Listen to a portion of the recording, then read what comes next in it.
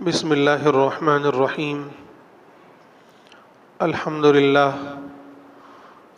للہ رب العالمین والصلاة والسلام علی سید المرسلین وعلی آلہ واصحابہ واہل بیتہ اجمعین۔ قال اللہ تبارک وتعالی اعوذ باللہ من الشیطان الرجیم بسم اللہ الرحمن الرحیم۔ یا ایہا الذین آمنوا کونوا انصار اللہ۔ وقال تعالی انا ارسلناک شاہدا ومبشرا ونذیرا لتؤمنوا باللہ ورسولہ وتعزروہ وتوقروہ وَتُسَبِّحُوهُ بُكْرَةً وَأَصِيلًا۔ محترم بھائیوں اور بزرگوں، پچھلے ہفتے میں نے آپ کے سامنے حب رسول اور اس کے بنیادی تقاضوں پر گفتگو کی تھی۔ آج بھی اسی سلسلے کو آگے بڑھاتا ہوں اور خاص طور سے جو حب رسول کا تقاضا ہے، محبت رسول کا تقاضا ہے، یا یہ کہیے کہ جو تقاضے ہیں اس پر گفتگو کرتے ہیں۔ میرے بھائیوں، اللہ کے رسول حضرت محمد مصطفیٰ صلی اللہ علیہ وسلم کی شان، آپ کی عظمت تو اس قدر ہے کہ صرف ہم ایمان والے نہیں بلکہ دنیا کا ہر انصاف پسند آدمی آپ کی عظمت کا اقرار کرتا ہے۔ ایک بہت مشہور کتاب ہے دی 100،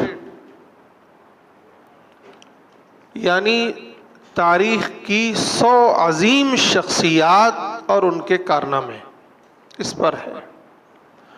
امریکہ کا ایک شخص ہے مائیکل ایچ ہارٹ، اس نے یہ کتاب لکھی ہے اور پوری تاریخ انسانی کے 100 عظیم لوگوں کے حالات بیان کیے ہیں، ان کے کارناموں کا تذکرہ کیا ہے اور ان کی درجہ بندی کی ہے۔ وہ خود مذہب کے اعتبار سے، دین کے اعتبار سے عیسائی ہے، پیشے کے اعتبار سے وہ ایک سائنس کے میدان کا بندہ ہے، لیکن اس نے جو کتاب لکھی اور 100 عظیم شخصیات کی جو فہرست بنائی، تو اس میں سب سے پہلے نمبر پر نبی آخر الزمان حضرت محمد مصطفیٰ صلی اللہ علیہ وسلم کو رکھا اور آپ کے کارناموں کا تذکرہ کیا۔ اس نے یہ کتاب لکھی تو ایک ہنگامہ برپا ہو گیا، لوگوں نے سوالات کرنے شروع کیے کہ یہ کیسے ہو سکتا ہے کہ تم نے حضرت عیسیٰ سے بھی عظیم حضرت محمد کو رکھا، اور بڑے بڑے سائنسدان جس میں نیوٹن ہے اور آئنسٹائن ہے اور دوسرے لوگ ہیں، ان کے اوپر بھی تم نے حضرت محمد صلی اللہ علیہ وسلم کو رکھا۔ تو اس نے جو جواب دیا ہے، اس نے کہا he was supremely successful in both areas, in secular and religion areas، یا اس طرح کے الفاظ کہ حضرت محمد صلی اللہ علیہ وسلم وہ واحد شخصیت ہے پوری تاریخ انسانی میں جو سیکولر اعتبار سے بھی سب سے زیادہ سپریملی سکسیسفل رہے ہیں، سب سے زیادہ کامیاب رہے ہیں، اور مذہبی اعتبار سے بھی، دینی اعتبار سے بھی سب سے زیادہ کامیاب رہے ہیں، یہ واحد شخصیت ہیں آپ۔ یہ الفاظ آج بھی آپ تلاش کریے، آپ گوگل پہ تلاش کریے دی 100 کر کے نا، وہ پوری کتاب کھل کے آ جائے گی، آپ کو یہ الفاظ دیکھنے کو ملیں گے۔ تو آپ کی عظمت تو ایسی ہے کہ نہ صرف یہ کہ ہم اس کو بیان کرتے ہیں، بلکہ دوسرے بھی بیان کرتے ہیں اور اعتراف کرتے ہیں آپ کی عظمت کا۔ تو آپ کی عظمت کا تقاضا یہ ہے کہ ہم آپ پر ایمان لے آئیں، جو آپ کے حقوق ہیں وہ ادا کریں۔ انہی حقوق میں ایک بڑا حق یہ ہے کہ ہم رسول اللہ صلی اللہ علیہ وسلم سے اس درجے محبت کریں کہ آپ کی محبت کے مقابلے میں ہمیں اپنے والدین، اپنی اولاد، اپنی جان اور دنیا کی ہر چیز ہیچ ہو، ہر چیز کی محبت آپ کی محبت پر قربان ہو۔ ایسی محبت ہم سے مطلوب ہے۔ خود اللہ کے نبی صلی اللہ علیہ وسلم نے فرمایا کہ لا یؤمن احدکم حتی اکون احب الیہ من والدہ وولدہ والناس اجمعین، کہ تم میں سے کوئی شخص اس وقت تک مومن نہیں ہو سکتا جب تک کہ میں اسے اس کے والدین، اس کی اولاد اور تمام لوگوں سے زیادہ محبوب نہ ہو جاؤں۔ ایک دوسری روایت میں ہے کہ اس کی جان سے بھی زیادہ میں محبوب نہ ہو جاؤں، اس وقت تک کوئی مومن کامل نہیں ہو سکتا۔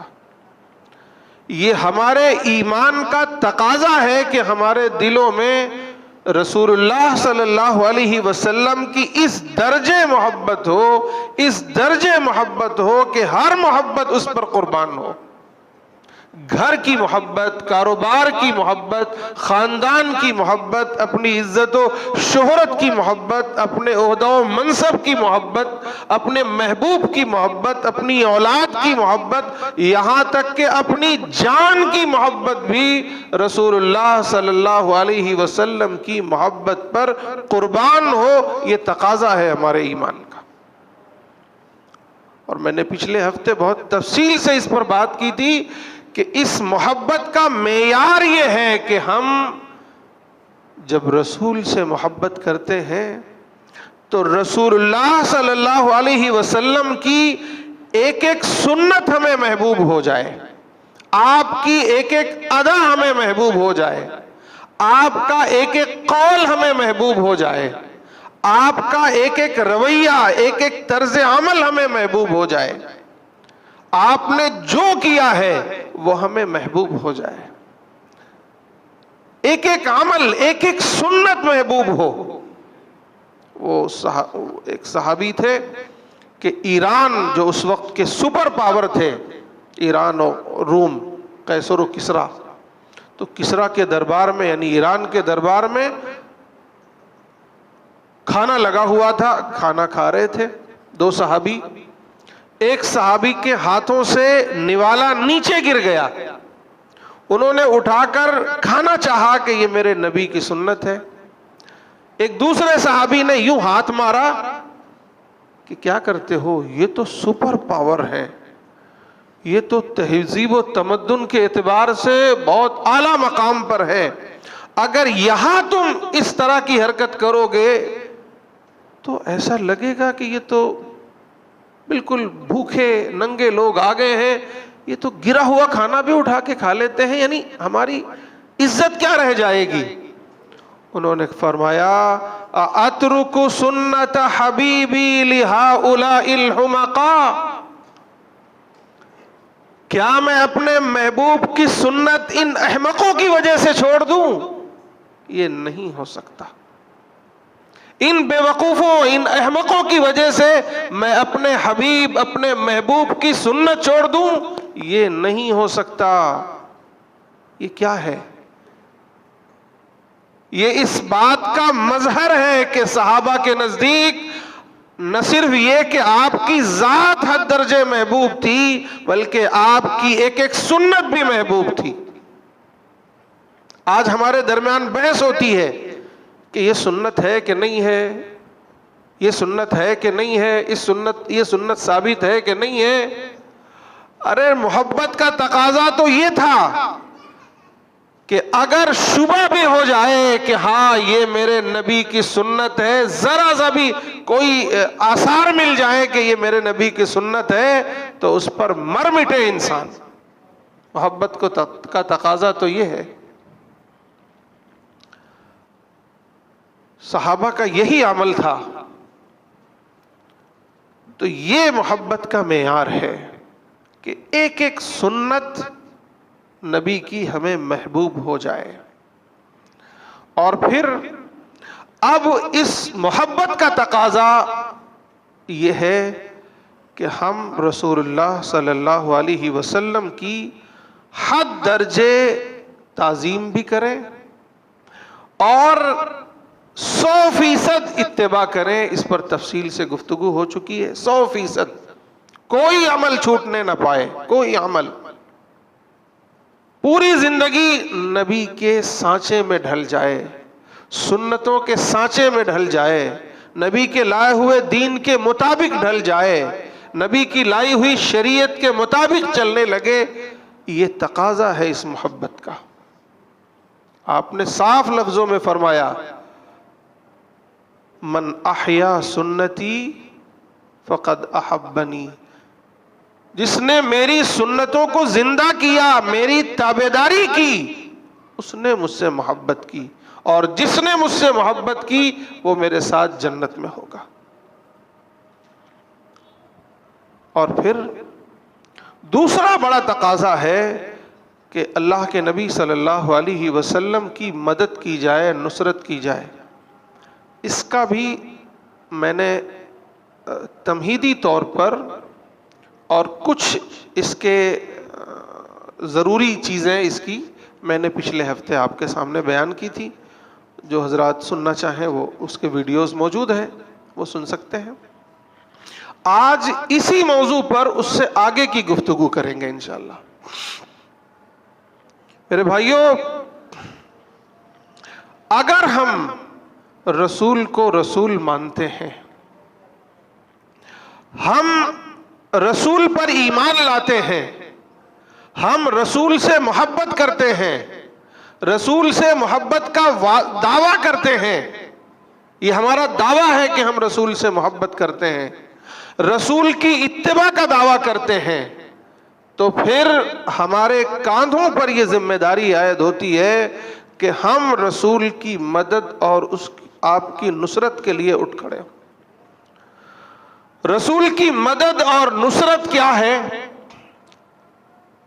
سمجھیے آپ، سب سے پہلا عمل تو یہی ہے کہ ہم خود رسول اللہ صلی اللہ علیہ وسلم کی سنتوں کو اس طرح اپنی زندگی میں زندہ کریں کہ لوگ ہمیں دیکھ کر ہمارے رسول کی سنت کو پہچان سکیں۔ یہ جو شیطان اور شیطان کے ماننے والے لوگ رسول کے بارے میں طرح طرح کی باتیں کرتے ہیں، پروپیگنڈے کرتے ہیں، گستاخیاں کرتے ہیں، جھوٹی باتیں آپ پر منسوب کرتے ہیں، اس کا تریاق یہ ہے، اس کا حل یہ ہے کہ میں اور آپ جہاں رہتے ہیں، جس سماج میں رہتے ہیں، جس شہر میں رہتے ہیں، جس علاقے میں رہتے ہیں، وہاں رسول کی سنتوں کا عملی نمونہ پیش کریں۔ ہم بتائیں کہ ہم اگر آج جھوٹ نہیں بولتے ہیں، سچ بولتے ہیں، تو یہ ہمارے نبی کی سنت ہے کہ ہمارے نبی نے پوری زندگی کبھی جھوٹ بولا ہی نہیں ہے، نہ کبھی جھوٹی گواہی دی ہے، نہ کبھی جھوٹ کا ساتھ دیا ہے۔ اس لیے ہم رسول کے ماننے والے ہیں۔ ہم جس سماج میں رہتے ہیں، جس جگہ رہتے ہیں، ہم سچ کے علمبردار ہوتے ہیں۔ ہم جھوٹ نہیں بولتے، ہم سچ کو لے کر اٹھتے ہیں، سچ کا ساتھ دیتے ہیں، سچ کی گواہی دیتے ہیں۔ ہم سچے ہیں، یہ بات ثابت ہونا چاہیے۔ مجھے بتائیے آج ہم میں سے کتنے مسلمان، کتنے پرسنٹ مسلمان ایسے ہیں جو سچے ہیں؟ رسول اللہ صلی اللہ علیہ وسلم کی شان تو یہ تھی کہ آپ نبوت سے پہلے مشہور ہو گئے تھے الصادق الامین، کہ آپ سچے ہیں، آپ امانت دار ہیں۔ آپ کا دشمن آپ پر کبھی یہ الزام نہیں لگا سکا کہ آپ نے کبھی جھوٹ بولا ہے۔ ہم رسول اللہ صلی اللہ علیہ وسلم کا نام تو لیتے ہیں، ہم رسول اللہ صلی اللہ علیہ وسلم سے عشق کا، محبت کا دعویٰ تو کرتے ہیں، اور زبانی خرچ بھی کرتے ہیں کہ فلاں نے گستاخی کر دی، فلاں نے یہ کہہ دیا، فلاں نے وہ کہہ دیا، فلاں ہمارے نبی کے بارے میں یہ کہتا ہے۔ لیکن میرے بھائیوں، ہم نبی کا نام لے کر، نبی کے نام لیوا ہو کر ہم نبی کی سنت کو پامال کرتے ہیں اور کہتے ہیں کہ ہم نبی کے ماننے والے ہیں، ہم نبی سے عشق کرنے والے ہیں۔ یہ سراسر غلط دعویٰ ہے ہمارا۔ اللہ کے نبی نے فرما دیا ہے کہ تمہاری محبت کا معیار یہ ہے کہ میری سنت زندہ کرو۔ میں بھی اسی مہینے میں، تو یہ اکتوبر شروع ہو گیا، ستمبر کے مہینے میں نے 2 مسجد پریچے کیے ہیں، ایک بمبئی میں اور ایک کوکن میں۔ دونوں مسجد پریچے کا میرا جو تجربہ ہے میرے بھائیوں، وہ صحیح بات تو یہ ہے کہ ہم سب کو ڈوب مرنے کا مقام ہے۔ مجھے کرلا ہم نے مسجد میں غیر مسلم بھائیوں کو بلایا تو وہاں آ کر وہاں بھی ایک بندے نے، اور کوکن ایک علاقے میں نے جا کر کے وہاں جب بات کی، وہاں نان مسلم بھائیوں کو مسجد میں بلایا گیا اور ان کے سامنے سیرت کا تعارف کرایا گیا، نبی کے اخلاق بتائے گئے، تو وہاں بھی کیا کہا گیا معلوم؟ بھائیو، آپ لوگوں نے بڑی اچھی اچھی باتیں ہمیں بتائی، آپ نے اپنے نبی کا اتنا زبردست آچرن، زبردست کیریکٹر، زبردست اخلاق ہمیں بتائے، لیکن یہ آپ کے معاشرے میں نظر کیوں نہیں آتا؟ یہ نان مسلم بھائیوں نے آ کر ہمیں مسجد میں کہہ کر گئے ہیں۔ بتائیے آپ، اس سے بڑی کوئی اور گالی ہو سکتی ہے کہ تم نبی کی بات کرتے ہو، نبی کے اخلاق کی بات کرتے ہو، نبی کی سنتوں کی بات کرتے ہو، نبی کے عشق کی بات کرتے ہو، لیکن یہ نبی کے اخلاق، نبی کا کردار، نبی کی سنتیں یہ معاشرے میں نظر کیوں نہیں آتی ہیں؟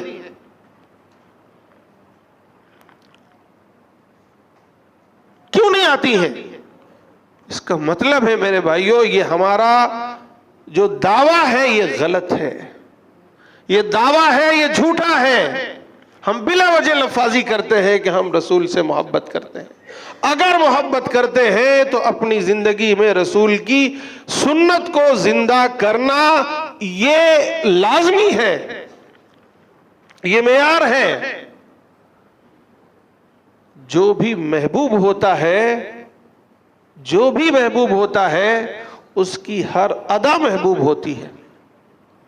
ہمارے نوجوان طرح طرح کے بال رکھتے ہیں، اور پچھلے کئی سالوں سے ایک فیشن چلے، کہیں یہاں سے کینچی چلا دی گئی ہے تو کہیں یہاں سے چلا دی گئی ہے، کہیں یہاں سے پینٹ پھاڑ دیا گیا ہے تو کہیں وہاں سے پینٹ پھاڑ کے دیا گیا ہے۔ کچھ کرنا ہی نہیں ہے ٹیلر کو، بس اس کو چلانا ہے اور ایک کینچی مار دینا، ایک فیشن شروع۔ پوچھا جائے بھائی کس کا ہے؟ وہ فلاں کا ہے، میں نام نہیں لوں گا کسی کا، وہ فلاں کا ہے۔ کیوں؟ میرا فیوریٹ ہے، وہ میرا فیوریٹ ہے وہ۔ میرے نوجوانوں، کیا رسول آپ کے فیوریٹ نہیں ہے؟ میرے بھائیوں، کیا ہمارے رسول ہمارے فیوریٹ نہیں ہے؟ نہیں ہے تو پھر ہمارا ایمان نہیں ہے۔ پھر یہ داڑھی ٹوپی یہ کچھ بھی کام نہیں آنے والا ہے. اگر رسول ہمارے لیے فیوریٹ نہیں ہے تو پھر کچھ بھی نہیں ہے. سمجھ لو رسول ہمارے ایمان کا معیار ہے.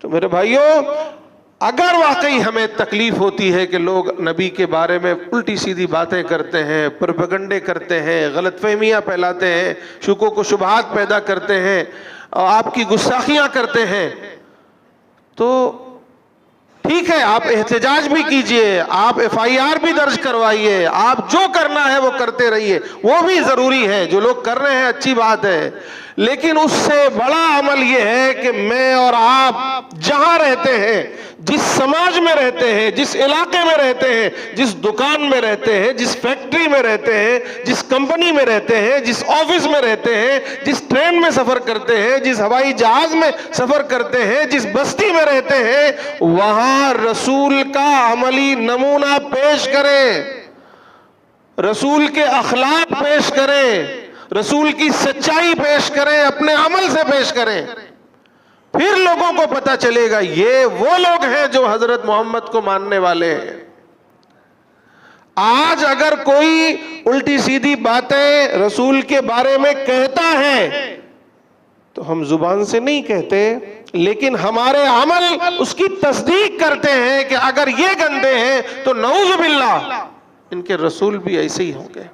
یہ اگر ظالم ہیں تو نعوذ باللہ ہو سکتا ہے ان کے رسول بھی. لوگوں کے ذہنوں میں یہ سوالات پیدا ہوتے ہیں اور پھر کچھ خیطان یا کچھ شر پسند اس کو لوگوں کے سامنے پروپیگنڈے کی سطح پر بیان کرتے ہیں، ہرزہ سرائی کرتے ہیں، اور پھر ہمیں تکلیف ہوتی ہے. اگر واقعی تکلیف ہوتی ہے میرے بھائیوں، آج عہد کرو یہاں سے جاؤ کہ میں جہاں رہوں گا نبی کی سنت کو زندہ کروں گا. میں آج عہد کرو کہ آج سے میں اس نیت سے سچ بولوں گا کہ میرے نبی کی سنت ہے، میں جھوٹ نہیں بولوں گا، میں لوگوں سے خندہ پیشانی سے پیش آؤں گا، میں بد اخلاقی نہیں کروں گا، میں گالی گلوچ نہیں کروں گا. یہ آپ کو ہمیں ثابت کرنا ہوگا اپنے عمل سے. صرف کتابوں میں لکھ دینے سے، میری طرح اس طرح بیان کر دینے سے، یا یہ کہ پوسٹر کہیں لگا دینے سے یہ نبی کی سنت لوگوں کو نہیں معلوم ہوگی. صحابہ نے کتابیں نہیں لکھی تھیں، صحابہ نے پوسٹرز نہیں بنائے تھے، صحابہ نے جلسے جلوس نہیں کیے تھے، صحابہ نے اپنے عمل سے لوگوں کو بتایا تھا کہ نبی کون ہے، نبی کے اخلاق کیا ہیں، نبی کی سنت کیا ہے. میرے بھائیوں یہ اپنے عمل میں لے آئیے ایک ایک سنت. بھئی لوگوں کو ہم نے معاف کرنا شروع کر دیا آج سے. اب لوگ سوال کریں گے نا، بھئی کیوں معاف، تم نے تو معاف کر دیا یار اس نے تو تمہارے ساتھ اتنی زیادتی کی تھی، تم نے معاف کر دیا. ایک سوال پیدا ہوگا. آپ ڈنکے کی چوٹ پہ کہیے یہ میرے نبی کی سنت ہے، میرے نبی نے معاف کر دیا تھا، میں نے معاف کر دیا. جاؤ.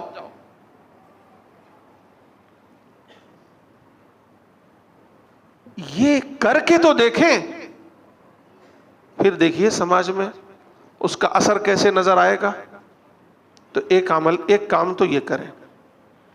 دوسرا کام جو پچھلے ہفتے میں نے نشاندہی کی تھی، صرف اس کی طرف اشارہ کر کے آگے چلتا ہوں، کہ نبی کی سیرت کو، نبی کے اخلاق کو، نبی کے بارے میں جو کتابیں ہیں، پمفلیٹس ہیں، ویڈیوز ہیں، آڈیوز ہیں، کچھ بھی ہیں، نبی کا تعارف، نبی کا انٹروڈکشن، یہ لوگوں کے سامنے بیان کرنا، یہ لوگوں تک پہنچانا، نبی کا تعارف پہنچانا، یہ بھی نبی کی مدد ہے، نبی کی نصرت ہے. آج بھی 90%، 80% انسان بالکل ناواقف ہے. وہ شر پسند نہیں ہیں، وہ سیدھے سادے ہیں. ان کو شیطان کچھ باتیں بتا دے گا، یا یہ جو شر پسند ہیں یہ کچھ باتیں بتائیں گے، وہ بھی سنیں گے. آپ بتاؤ گے وہ بھی سنیں گے، وہ بھی سنیں گے. لیکن میرے بھائیوں اگر ہم اور آپ نہیں پہنچیں گے تو ان تک وہی شیطان کی باتیں ہی تو پہنچ رہی ہیں. نبی کے بارے میں غلط فہمی کے شکار ہو رہے ہیں، خود ہمارے نوجوان اس کے شکار ہو رہے ہیں. تو ضرورت اس بات کی ہے کہ ہم خود بھی سیرت پڑھیں، اپنے بچوں کو پڑھائیں، اپنے نوجوانوں کو پڑھائیں، انہیں بتائیں، ان کے بارے میں ان کو بٹھائیں ساتھ میں، ایسے چھوٹے چھوٹے پروگرامز کریں، سیرت کو ان کے سامنے بیان کیا جائے، اور پھر اپنے یہ تمام نان مسلم بھائیوں تک نبی کی سیرت، نبی کا تعارف، نبی کا کیریکٹر، نبی کا پورا سسٹم، پورا نظام، نبی کے اخلاق ان تک پہنچائیں، چاہے کتاب کی شکل میں، چاہے تحریر کی شکل میں، چاہے تقریر کی شکل میں، ملاقاتوں کی شکل میں. ان تک پہنچانا یہ نبی کی مدد ہے، نبی کی سنت ہے. یہ دو کام. اب تیسرا کام جو اہم ترین کام ہے وہ یہ ہے کہ جو نبی کا مشن تھا، نبی کا مقصد حیات تھا، اسے ہم بھی اپنے لیے، اپنی زندگی کے لیے مشن بنا لیں، مقصد بنا لیں. نبی کی زندگی کا مقصد تھا اللہ کے دین کو پوری دنیا میں غالب کرنا، اللہ کے دین کو گھر گھر تک پہنچانا، اللہ کے دین کی دعوت کو ہر بندے خدا تک پہنچانا. آپ سارے عالم کے لیے نبی تھے، سارے عالم تک آپ کا دین، آپ کا لایا ہوا دین، آپ کی شریعت، آپ کی سنتیں، آپ کا اسوہ پہنچنا چاہیے. یہ پہنچانے کی ذمہ داری ہماری اور آپ کی ہے. آپ خاتم النبیین ہیں، اب آپ کے بعد کوئی دوسرا نبی نہیں آئے گا. اس ختم نبوت کا سب سے بڑا تقاضا یہ ہے کہ ہم نبوت کے کوس کو، نبوت کے مقصد کو لے کر اٹھیں، ہم رسالت کے مقصد کو لے کر اٹھیں اور نبی کے مشن کو لے کے اٹھیں، اور ہر کچے پکے گھر تک جائیں اور لوگوں کو بتائیں کہ دیکھو نبی کا یہ پیغام تھا، نبی کی شریعت یہ تھی، نبی کا لایا ہوا دین یہ تھا، نبی کا لایا ہوا نظام اور آپ کا سسٹم یہ تھا، یہ دیکھو تمہارے لیے نبی نے کیا پیغام چھوڑا ہے. یہ پہنچانا، یہ اس میں لگنا، یہ میری اور آپ کی ذمہ داری ہے. آپ اٹھائیے صحابہ کی تاریخ، حضرت خدیجہ سے شروع کریے اور آخری جو صحابی بھی آپ سے ملا ہوگا، تمام صحابہ، تمام اہل بیت کی زندگی کا یہی مقصد تھا جو رسول اللہ صلی اللہ علیہ وسلم کی زندگی کا مقصد تھا. ہم میں سے کتنے لوگوں نے آج وہ مقصد اپنی زندگی کا بنایا ہے؟ اگر ہم واقعی رسول سے محبت کرتے ہیں، ہم رسول کی اتباع کا دعویٰ کرتے ہیں، رسول کے عشق کا دعویٰ کرتے ہیں، تو آج یہ تقاضا ہے کہ ہم نبی کا جو مشن تھا، نبی کا جو مقصد تھا، نبی کا جو کام تھا، نبی کی جو محنت تھی، اس محنت میں اپنے آپ کو لگائیں اور اپنے تن من دھن کی بازی لگا دیں. حضرت خدیجہ نے اپنا پورا مال نبی صلی اللہ علیہ وسلم کی خدمت میں لا کر نچھاور کر دیا کہ آپ لیجئے اور اسے اللہ کی راہ میں خرچ کیجئے. حضرت ابو بکر نے اپنا سارا مال نچھاور کر دیا، اپنی جان نچھاور کر دی. تمام صحابہ نے اپنی جان، اپنا مال، اپنا سب کچھ قربان کر دیا نبی کے نام پر. آج ہم میں سے کتنے لوگ ہیں جو قربان کر سکتے ہیں؟ اور یہ قربان کرنا ایک دن کا نہیں ہے، پوری زندگی اپنی لگائیے. اپنے سارے کاموں کے ساتھ ساتھ آپ یہ طے کیجئے کہ میری زندگی کا مقصد وہی ہونا چاہیے جو نبی کی زندگی کا مقصد تھا. بھئی ہمارے لیے آئیڈیل، ہمارے لیے اسوہ کون ہے؟ ہمارے نبی ہے نا. تو ہمارا وہی مقصد ہونا چاہیے زندگی کا جو نبی کی زندگی کا مقصد تھا. یہ اللہ کے رسول کی سب سے بڑی مدد اور نصرت ہے. آج ہم یہ تقاضا بالکل بھول گئے. ہر آدمی اپنی دنیا میں مست ہے. اسلام دنیا سے منع نہیں کرتا، لیکن اس کے ساتھ ساتھ جو اس کے تقاضے ہیں وہ پورے کیے جائیں. ہمارا جو ایمان ہے اور ایمان کا جو تقاضا ہے اسے پورا کیا جائے. یہ لازمی ہے میرے بھائیوں. مختصر یہ کہ اگر ہم رسول سے محبت کرتے ہیں تو پھر اس کا سب سے بڑا تقاضا یہ ہے کہ ہم رسول کی مدد اور اس کی نصرت کے لیے تیار ہو جائیں۔ رسول کی مدد اور نصرت کیسے ہوگی؟ سب سے پہلا کام کہ ہم اپنی زندگی میں رسول کی سنتوں کو زندہ کریں، اور اس طرح زندہ کریں کہ لوگوں کے لیے ایک عملی مثال بن جائیں، لوگ ہمیں دیکھ کر کہیں کہ ہاں یہ رسول کا امتی ہے، یہ رسول کو بدنام نہیں کر رہا ہے بلکہ رسول کا نام کر رہا ہے۔ آج حالت یہ ہے کہ ہم رسول کو بدنام کر رہے ہیں اپنے عمل سے، اپنی زبان سے، اپنے کردار سے۔ تو پہلا تقاضا تو یہ ہے۔ پھر دوسرا تقاضا یہ ہے کہ ہر انسان تک رسول کی سیرت کو پہنچایا جائے۔ جو غلط فہمیاں پھیلائی جا رہی ہیں اس کا علاج یہ ہے کہ ایک طرف ہم عمل سے رسول کی سنت کو زندہ کر کے لوگوں کو دکھائیں کہ رسول کی سیرت، رسول کے اخلاق کتنے صاف ستھرے تھے، کتنے پاکیزہ تھے، اور دوسری طرف تحریر سے، تقریر سے لوگوں کے سامنے بیان کریں کہ رسول کون تھے، رسول کی سیرت کیا ہے، رسول کے اخلاق کیا ہیں۔ یہ ہر کچے پکے گھر تک پہنچانے کی کوشش کی جائے۔ اور پھر نمبر 3، رسول کی نصرت کا سب سے بڑا تقاضا یہ ہے کہ رسول صلی اللہ علیہ وسلم کی زندگی کا جو مقصد تھا وہی میری اور آپ کی زندگی کا مقصد ہو۔ یہ کھانا پینا، رہنا سونا، زندگی کی ضروریات پوری کرنا، یہ زندگی کے مقاصد نہیں ہیں، یہ ضروریات ہیں، یہ ہر شخص پورا کرتا ہے اور پوری ہوتی رہیں گی، اللہ تعالیٰ پوری کرتے رہیں گے۔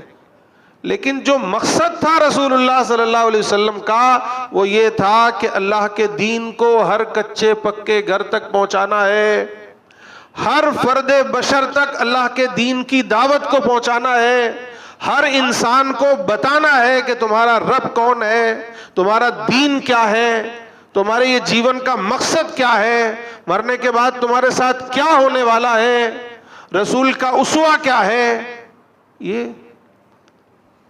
یہ جس طرح رسول نے اپنی پوری زندگی کیا ہے وہی ہمیں اور آپ کو بھی کرنا ہے۔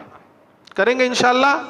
آج طے کیجئے کہ انشاءاللہ ہم اپنی زندگی کا وہی مقصد متعین کریں گے جو رسول اللہ کی زندگی کا مقصد تھا، اور وہ مقصد تھا اللہ کے دین کو ہر گھر تک پہنچانا، اللہ کے دین کی دعوت کو ہر فرد بشر تک پہنچانا، قرآن کو ہر فرد بشر تک پہنچانا، ہر فرد بشر کو بتانا کہ تمہارا رب کون ہے، تمہارا رسول کون ہے، تمہارا دین کیا ہے، تمہارے جیون کا ادیش کیا ہے، تمہیں مرنا ہے اور مرنے کے بعد تمہارے ساتھ کیا ہونا ہے۔